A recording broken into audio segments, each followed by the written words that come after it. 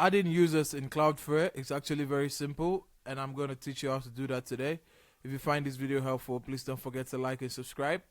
First thing I want you to do is log into your Cloudflare account. After you're done signing in, on the left sidebar, I want you to scroll down to the bottom till you see Manage Account. Click on this arrow, click on Members. You need to ensure that you're a super administrator, because only super administrators can invite other members to the group. So we're going to click on Invite, and here we're going to invite the member that we want to invite. Let's say we want to invite a backend developer.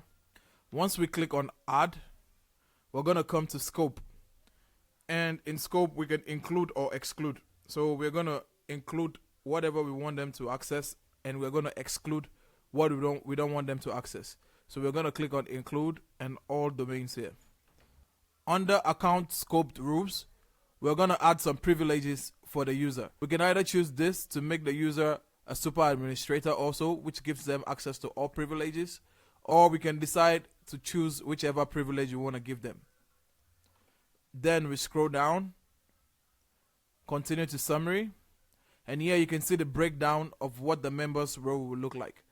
This will be the members' email, and they will be able to access this resource, and all permissions that they have and what they can be able to access is written here.